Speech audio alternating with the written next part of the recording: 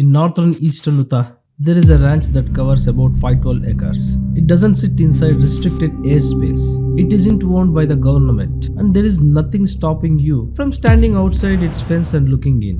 But for more than 30 years, people who lived or worked on this land have reported the same thing. They felt like they were being watched, not followed, not threatened, just observed. And almost everyone who left the ranch said some version of this. Whatever is happening there doesn't want to be understood. Today, I am going to tell you the story of Skinwalker Ranch.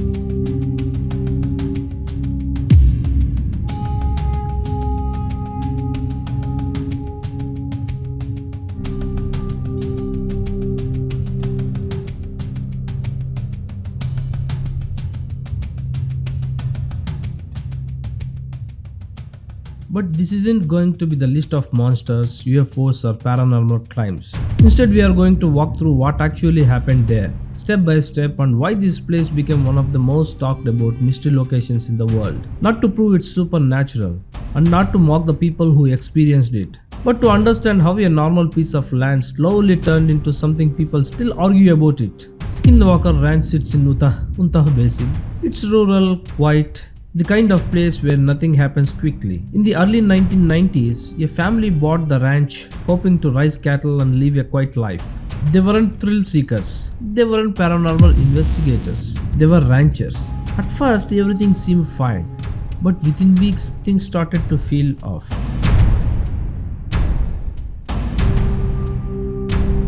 It started small. The family noticed their cattle acting strangely. Animals that had always been calm became skittish. Some refused to enter certain areas of the property. Others would suddenly bolt for no obvious reason. At first, this didn't seem alarming. Ranch animals behave unpredictably sometimes, but then the dogs appeared. Large, wolf-like animals began showing up near the house. They didn't act like wild predators. They showed no fear of humans. They didn't retreat when shouted at, and one of them reportedly attacked a calf, then simply walked away after being shot at close range. The animal did not limp, did not bleed noticeably, and wasn't found afterward. That's when the family started paying attention. After the animals came the lights, bright orbs hovering above the ranch, objects crashing the sky silently, lights that would appear suddenly then vanish. Sometimes they were seen by one person, sometimes by multiple people at once, and sometimes equipment would fail at the exact same moment. Flashlights died, cameras shut off, radio stopped working, and then, as suddenly as it began, everything would return to normal. No damage, no explanation, just enough to make you wonder if it was a coincidence. Here is something important. These weren't one-time events. They were happening to people who lived on the ranch full-time, which means they weren't seeing something strange once and leaving. They were waking up there, working there, sleeping there. And when you live in one place long enough, you notice patterns. You notice when the same pastures feels wrong, when animals avoid the same areas, when strange things happen at similar times. And once you notice patterns, it's hard to ignore them. Eventually, the family reached a breaking point, not because of one terrifying moment, but because nothing ever stopped. There was no resolution, no explanation, no period of calm, just constant uncertainty. And uncertainty is exhausting, so they sold the ranch. The buyer was Robert Bigelow, a billionaire with a deep interest in aerospace, UFOs, and consciousness research. This wasn't secret, he talked about it openly. Bigelow did not buy the ranch to farm it. He bought it to study it, and soon after, he bought in researchers, scientists, and security personnel and observers. The goal was simple: find out what's happening. Once researchers arrived, the activity didn't disappear. If anything, it became harder to explain. Radiation spikes were reported, equipment malfunctioned during experiments, animals reacted to things humans could not see. And the biggest problem was this: nothing happened the same way twice. A sensor might detect something once, then never again. The camera might fail during a key moment, then work perfectly afterward. There was always something, but never enough to conclude anything. One of the most famous elements of the Skinwalker Ranch story involves cattle deaths. Animals were found dead with unusual injuries. Sometimes there was no sign of predators. Sometimes organs appeared damaged or missing. Sometimes there was no blood. Now cattle die on ranches. That's normal, but context changes how events are interpreted. On a ranch already associated with strange activity, every unexplained death felt connected, even when it might not have been. Here is something researchers don't always talk about. The more closely you watch something, the more anomalies you find. Equipment fails everywhere, animals behave unpredictably everywhere, lights appear in the sky everywhere.